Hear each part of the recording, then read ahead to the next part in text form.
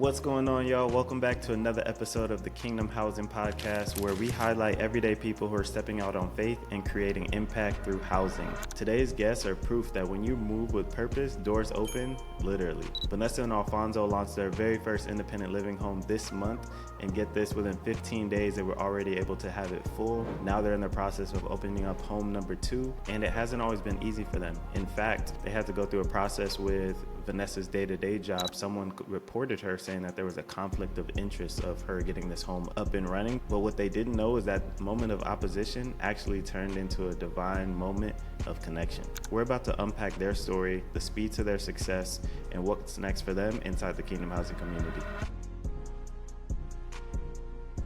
Vanessa and Alfonso, welcome to the podcast. How are you guys doing today? Doing good. How are you? Good, thank you. Doing good. So before we get into the major wins, take us back. What made you want to open up this home in the first place? I was originally going to do home for kids, group homes, and that you had to be licensed for. And then I actually saw you on TikTok. I was like, oh, we can do one without being licensed. That's probably easier to do first. So at first, we took the steps to do the group home to be licensed, but we got roadblocks with DCF. So we're still waiting on the process for that. But in the meantime, seeing your TikToks just motivated us to do the independent living because we didn't need a license and we can do that quick. And plus the nature to want to help. Absolutely. And, being able to do it quick, and quick indeed, you guys did it. So how did it feel opening up your doors for the first time this month? And kind of walk us through what those first few days look like. Nervous, because I ended up getting a home through somebody that I know, and they said that I can get it, but I had 2 weeks to market.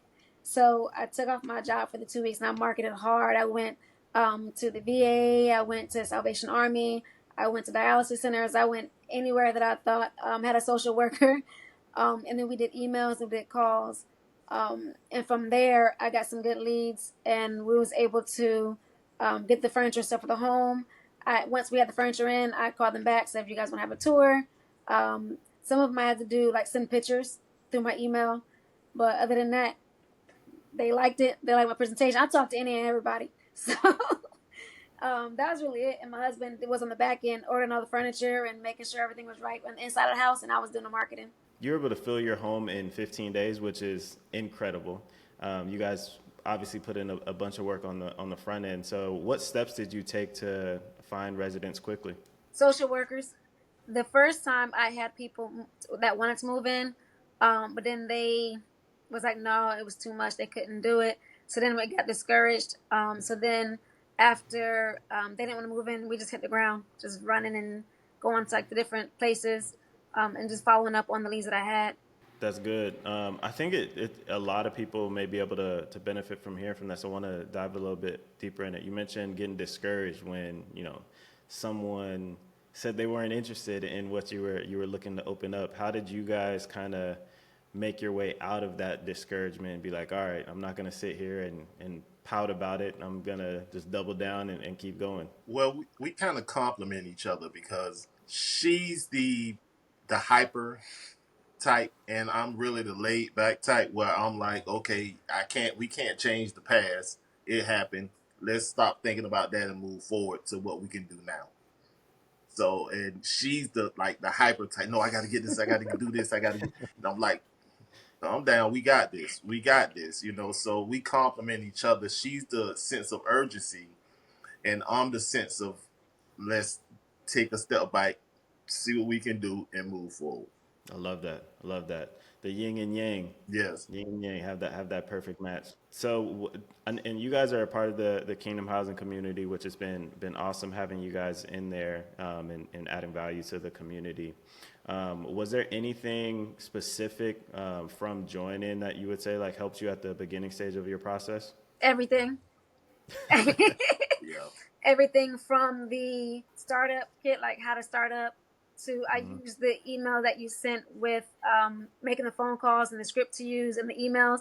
I just copied and pasted and sent it to my people.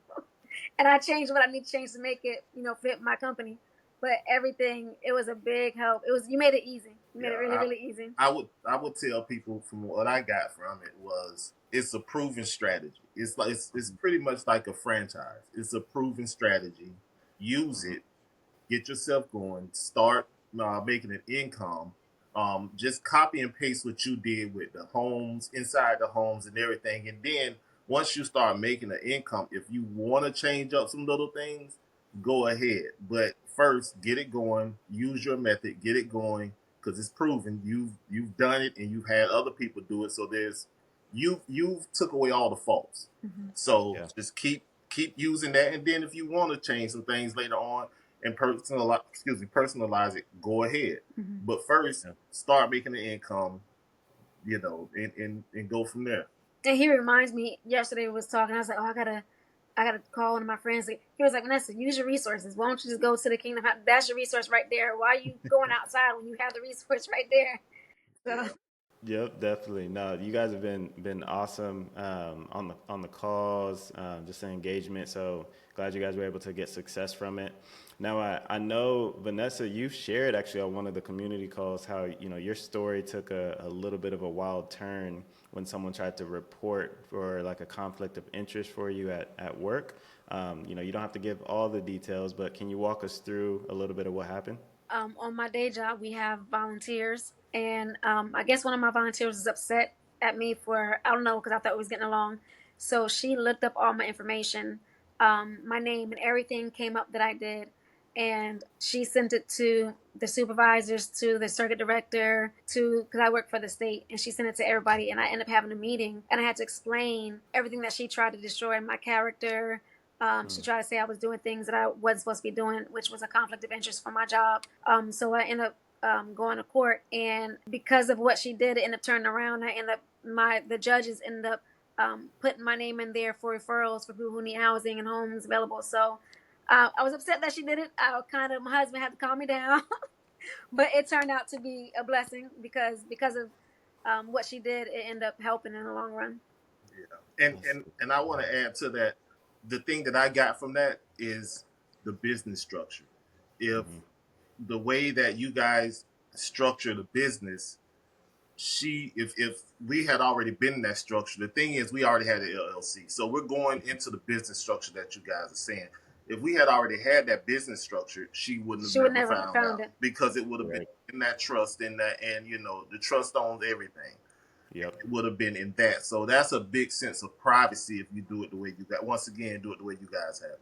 Definitely, definitely. But man, look at God. I love when you shared that story for the first time, it fired me up because I think you said when you're going through your journey, if you're doing it with God, nothing can stop Nothing it. can stop you. Yes, Right? No, yes. nothing can stop it. We just learned Uh, from it. But Yeah, yeah. you got to believe. Absolutely. And I know it must have been tough. So in that moment, again, like did you feel like quitting at that point? Did you guys? Yes, I did. Yeah.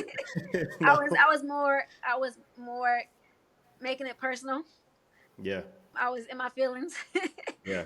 Like I said, my husband had to calm me down, but at that point, I did want to give up because I was doing the kids group home at first, and it was going to be a conflict. And that's so when I got onto your TikTok and saw it, that's what kind of encouraged us to do this. And then I ended up getting the backing from the judges from my job. So it's this. I was discouraged, and I had to calm down because I was like, "Ooh, if I see her," Yep. but it's a blessing. So we learned that whatever God has planned for you, nobody can tear down. So we're still moving. Amen. I love that. And then just curious with that connection, can you walk us a little bit through? And I just want to experience it for myself, and then I'm sure other people can kind of get that momentum as well. But how how did the judge end up saying like, hey, let's talk about your housing thing? I'm thinking you guys are in court, it's like a professional setting, and then did they pull you aside? Is this happening in court? How does that process work? No, because we foster a child. Yeah. So when I go to court, after court, we are always saying we always talk. And that's how the conversation came up. We was talking about the little boy that we foster. Nice. And then one of my coworkers had said something about the homes, and that's when the judge had mentioned that she recommended me to the drug court judge. So that some of the parents need homes or sober living facilities. So Yeah. that's when she says she can put me down for recommendation. But yeah, it started off with conversation just after court when court was over. Everything was off the books. That's still a blessing. It's still a blessing. And I didn't know you guys fostered a child, so that's awesome as well. That's beautiful. How long have you guys had the child? This one we've had since November, but we fostered a little boy when he was 6 months for about 3 years. So we've always been. That's what my day job is. I work with kids in the Yeah, system. We that's also amazing. foster adults sometimes. I hear that. I hear That's that. why we're getting. That's why we have the home, so we can say you don't have to live with us. You can go live over here. Right. I hear that. And then last thing on the on that connection, just curious, have you received any referrals from that relationship yet, or are things kind of still in motion there? I have two referrals. Two referrals. Let's go. Let's go. Um, so talk to us now. Home number one is filled up. Kudos to you guys. Got it done in, again, I think it was like 15 days when I asked you, and you said it so nonchalantly too. You're like, oh yeah, that was full. We're working on number two. So Yeah, because we were still getting everything. We still getting everything set up, like with the alarm system. The cameras yep. are actually going in there on Wednesday. So on home number two, we actually just showed it to some people yesterday and put the furniture in home number two. So hopefully that one will be open up August 1st. Let's go. So what some people, they'll get to home number one and they'll be like, okay, I'm good. What made you guys want to keep going and open up home number two so quickly? Like right after the first one getting filled up. Because the location, home number one is not in a really good location. So it Hmm. took me a little bit, but home number two is a location where everybody was saying that they'd rather go to Newport Richey, the city where home number two is. So we already have a waiting list for home number two. We just got to open Hmm. it up because it's in a good location where the courthouse is, where dialysis is, where the veterans VA is. So it's the location. That's good. Location matters. Location matters. It does. Home number two is in a well-established area and a medium income area. Home number one is in an area that's up and coming. Hmm. For those of you who know Florida, it'll be in Zephyr Hills, and it was a lot of open space, but now they're starting to fill in with homes. Yep. So they're establishing bus routes and things like that out in that area also. But their next 10 years it'll be a bustling area. So home number two is we got to get all our houses in areas like that. I'll say before you make a deal, make sure you do your research on the area, what's in the area, what's Hmm. accessible to those people, so that you can advertise. You got to be like a realtor. You can advertise. Listen, you have a shopping center here, you have a gas station here, you have restaurants right here, all within a certain distance. So you have to Right. advertise that to them too to make it look appealing to them. So and that's what's with home number two. She did a great job finding home number two. I give her that. She did. I know what I would say with home number one. We both of us kind of got discouraged. We was kind of regretting getting home number one Oh, you can see me. because of the cost and because of Hmm. we have to charge more for home number one because it's so expensive in the area that it's in. Yep. Well, so we kind of got discouraged. Like we don't want to get in that area no more. Yeah. But Yep. now that we have it, and it's running, we're grateful. But it's just a lesson learned, just to not jump on the first thing. I was excited because I was listening to your TikToks. I'm like, oh, we got a home. We need a license. We can do it. I was excited. You motivated me, and I just ran with it and There jumped we on the go. first thing that was available. And even if it's not the ideal home, you went through the process, you got it filled up, and it set like your business foundation as well. So now you've been marketing, and people know you. They've probably referred clients to you. So now filling up the second home is going to be even easier because your brand recognition is there as well. Are you guys doing anything? Oh, sorry. Go ahead, Alfonso. Were you going to say something? No, I wasn't. No, go ahead. Okay. Yeah, Are you guys doing anything differently or the same, would you say, regarding like the setup of home number two? you got it. Or you want No, me? you can go ahead. It's different only because it's a smaller home. Home number one is like 3,000 some square feet, and Hmm. home number two is like 1,200 square feet. Got you. Okay. 1300. So you have to adapt the furniture and things like that to each home. So Hmm. it's a little different, but we're not gonna change on the amenities and making it comfortable just because they're two different neighborhoods, two different. No, we're gonna give you the same. It's cookie cutter. We're gonna give you the same Hmm. respect, the same type of home, the same comfortability, so that no matter where you go, you'll like it. Hmm. I tell my wife all the time, McDonald's doesn't sell food; they sell consistency. And That's good. that's what we're looking to do, to provide consistency no matter where it's at. 1000%. I love that. I know we've touched on like some interesting things that came up along your journey, but if you guys had to, pinpoint for, I guess, what would be the hardest thing on this journey that you've had to experience so far, and how do you kind of push through it? For me, nothing was hard. And I'm saying that because, to be honest, you took care of the hard stuff. Hmm. So a lot of the learning curves that I would have had to go through, you already did it. So it wasn't it. That's why I'm not like being like, I don't know. I'm just saying, like, you did the hard part for us. So it Yeah. wasn't that, it wasn't that hard for me. And the team that you put together did the hard parts on each level. Like, you handle this part, you have someone that handles the finance, you have someone that handles the technical Yeah. part. So Yeah. you guys specialize in each and everything, but you provide all that to us. So that made it much easier for us to go through. So I really didn't go through anything that was hard. I say for me, I thought I had I thought I had everything up and running smoothly. I thought everything was down packed until I talked to G. He tore my business apart. Which he's supposed to. Which He he's is. supposed to. He hurt my feelings so hard. So I had to re-get the address, like a lot of stuff. But I'm learning. I'm grateful Yeah. that the Kingdom Housing provided all that for me, because it's a lot of stuff that I've learned, a lot of knowledge I learned going forward to help my business run successfully. So I'm very, Yeah. very grateful. So we're working on the things that he told us to do last week. So that's the hardest part for me. Like, I thought I had it down pack, and I realized I didn't. And to have the business up and running already, and to not have it set up the way it's supposed to set up to help be successful. I think that's, for me, it was the hardest part. Would you let Got her you. know that she was already ahead of the ball game because she already had an LLC? All she had to do is restructure some things, which businesses do all the time. So she was already ahead of the game. That's why she was able to open it up and get going within 2 weeks.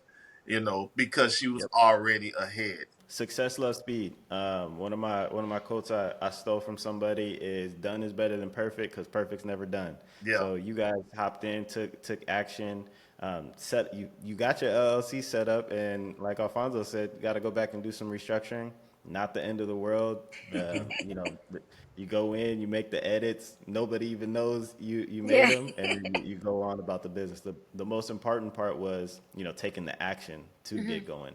yeah, I can't tell you the amount of people, and maybe it will bless somebody listening to this, that is still sitting saying, all right, I just got to set up this LLC, or, I'm just waiting to set up my EIN number, or, launch my website, instead of just taking action. They're waiting for things to be in the perfect setting to get started, where it's, again, success loves speed. So you just got to jump in and get going sometimes, and figure it out as you go, and we could always make corrections on the back end. I say everything yeah, happens for a reason, because we've actually had the LLC for about 5 years and did nothing Oh with it. wow. And we did yeah, nothing with it. And I was doing the taxes and doing everything every year that I was supposed to do. But just watching your videos on TikTok, like, it motivated us to actually use it, to put the action in, behind it. Like, we pray for everything and everything is handed to us, but sometimes we don't realize that God already gives us everything that we need. We just got to put the action in. And so that's yeah. what we're doing, putting the action in behind what we pray for. And I would recommend that if you're doing it alone, by yourself, find somebody you trust that Right. can be that sense of reasoning to you. Because me and my wife we're like a river. I'm that calm side that you see on the top, and she's that disturbance underneath. So but somebody has to be the calm, and somebody has to be the person that disrupts things a little, because that's how you grow, with a little disruption. So Right. you need that. So I recommend anybody that's doing this by themselves to please find somebody they trust that can be someone who's the opposite of you almost. Just because they tell you things that could go wrong don't mean they're speaking negative. They just letting you know, hey, these are some things you're not thinking about that you Mm-hmm. need to think about. Because if it happens, you're ready for it. But Mm-hmm. even joining the community, that is family. So Mm-hmm. anybody in Yep. the community they can reach out to, and they will assist however they can. And they may find somebody that's in their city that can help. Yeah. I know I was in a couple of calls, and when people were saying where they lived at, they're like, "I didn't know you live in the same." So even like that's Yep. a big thing. So they don't have anybody. Just join the community, and it's family. Everybody's family. So Yeah. Yeah, our calls are. I would argue that we have the best community out there. To be honest, we talk about God, we pray, and it's not all wins. We talk about wins, but I think it's rare for people to be comfortable being vulnerable hmm too when Yes. things may necessarily not be going right. And life is going to happen, especially as you're getting ready to step into a new business. God is going to challenge you and throw different obstacles in your way to make you become the person that can run the business at the end of it, right? So there's certain things you got to go through. So individuals have lost loved ones. We've been their support. People have been ill, sickness, and we talk all about it. So yeah, I definitely echo what you guys are saying. Either find someone that you can connect to, join a community, but definitely don't get started in this business alone, because you don't need to. There's resources out there for you. So Yes. I'm grateful um, for yours. So thank you so Yeah. much. I'm grateful you guys are in it. This is all my wife. This is all her. I'm telling you. If it wasn't for her, I wouldn't be in this. And I'm the back end of everything, but she's the front end. And I mean, I have an amazing wife. You know what we do? But the business every month at the end of the month we feed the homeless. We go out, we give them Mm, clothes, we feed the homeless, and just talking to them. One guy was like, Vanessa, I'm homeless. I'm not helpless. I just need help getting to where I need to go. So that's what really motivates us too. So just talking to them and realizing they're not drunks and they're not, the stereotype that people put on them. yep. So just listening to the story was a blessing and just motivated us.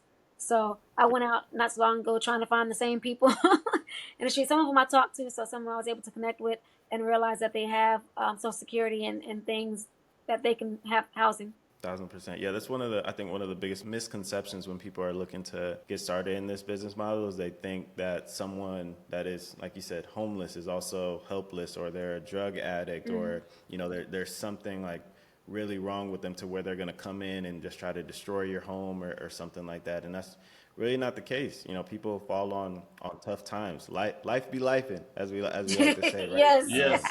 Yes. So Yes. if you don't have a support system in place and something comes up, or let's say you made a mistake and it went the wrong way. We've all made mistakes, right? And you end up in a tough situation. Sometimes you just need that one person that's going to extend their arm, give you that second chance, and help you get back on your feet. Mm-hmm. Yep. Yeah.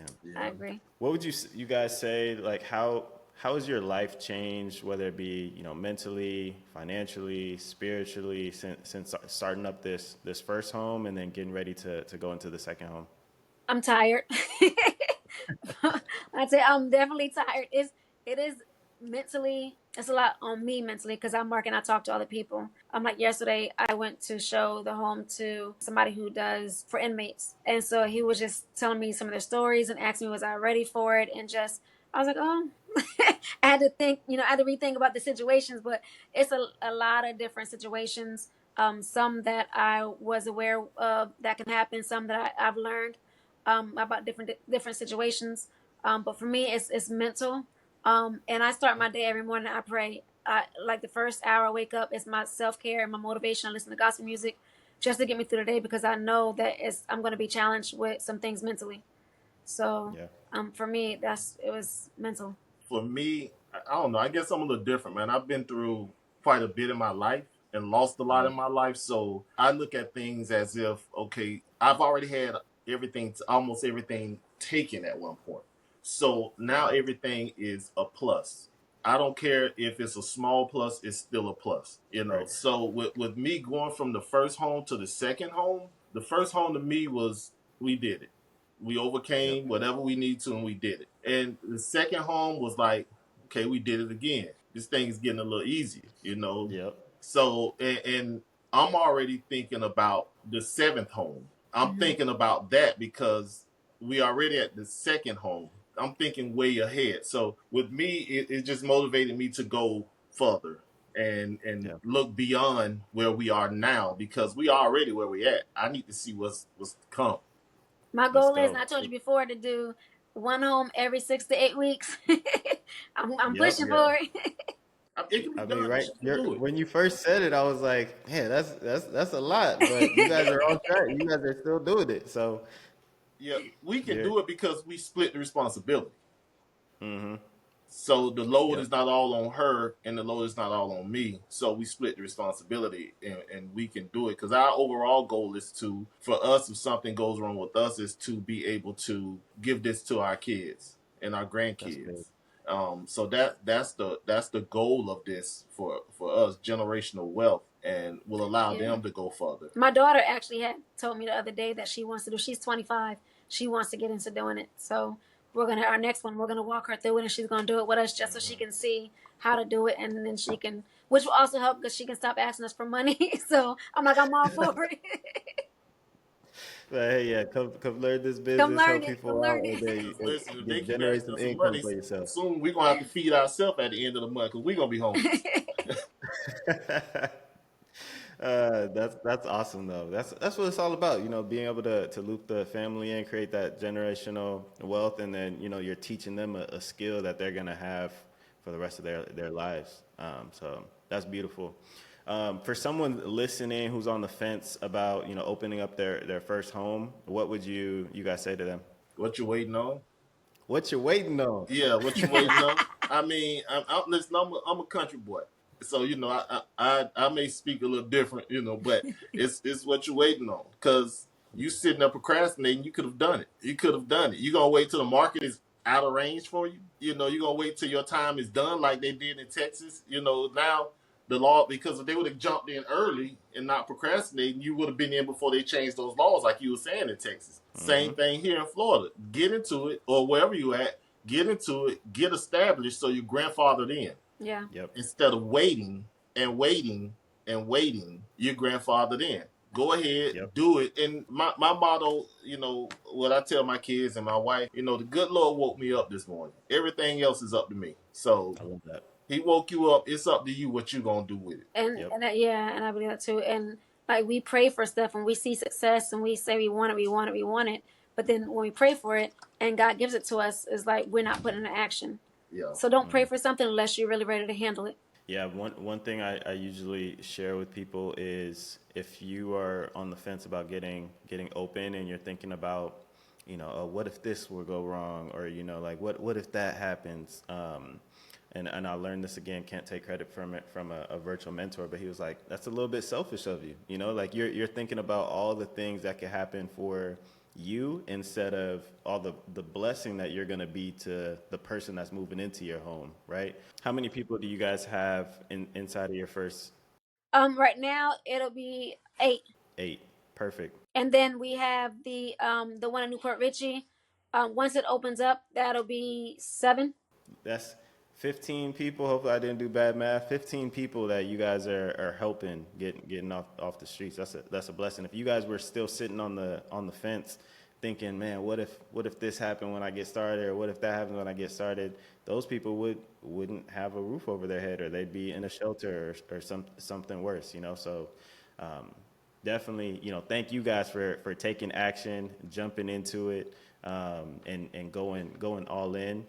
Last question on my end would be, and you guys shared it a little bit, but what's the vision for the next 6 to 12 months? Alfonso, I know you said you're already looking at home number 7, but are you guys staying in the independent living side of things? Do you guys plan on going back into the foster care, which sounds like you guys care a lot about care a lot about? Kind of what's the plan? No, I want to do. I forget she can see me. I want to. We're gonna continue to do the independent living, but eventually we're gonna do. I'll let you explain it. Oh, The what container what house. I what I really want to do is I want to buy a nice little piece of land, and I would love to. Our goal is to get Mm, container homes. We really want to make a community of it where we can have counselors come out if they need to, and they have a place where they can centralize and meet with. We can throw barbecues for all the residents and things of that nature because centralize. Just bring a community together and then try to help. Our goal when we get there, our goal is to not make them permanent residents, but get them back on their feet so that they can Right. go out and be back in the community, make the money they need to, and be back out there so we can bring somebody else in. And that'll be the goal. We're not going to push them out, but we're going to encourage them. That's the overall goal. I love that. Beautiful. Road to tiny homes. Getting those established.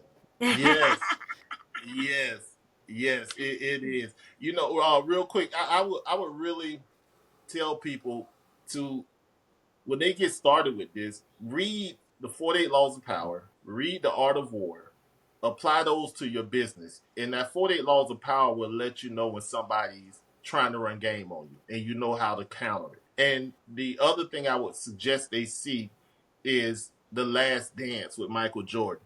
Watch That's that good. and have that attitude towards this business. You can apply what he applied in basketball to this business. Have a killer instinct when you're going at this and realize that you didn't just lose that game. You just learned something from that to apply it to the next one. He's Jordan and I'm Muggsy Okay. Bowles. But, but But I love that. I love it. Well, hey, thank you. I yeah, just want to say thank you both so much for taking the time to share what's been going on in your guys' life over this past month. Thank you for opening up your home. Thank you for being a community member and not just joining the community, but being vocal in it, taking action on the information that's in there. Truly wishing you guys nothing but the best on your journey, and can't wait to see how God continues to move in your life. yes.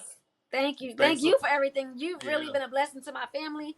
You just changed everything tremendously. Changed our income, changed just how I look at things as far as with the business. So yeah. thank you for so much. And also thank you for not being that type of person who is not afraid to share what they've learned.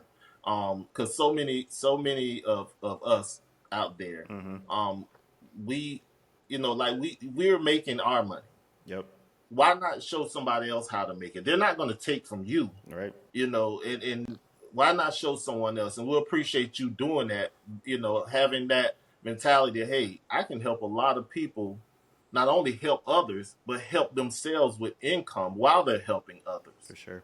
So really appreciate you on that, man. Absolutely. Yeah. Absolutely. Well, Vanessa and Alfonso Clark, everybody, if you guys want to connect with them, they are in the Kingdom Housing community. Like I said, they're active on it. So feel free to hop in there, and we will see you guys on the next episode.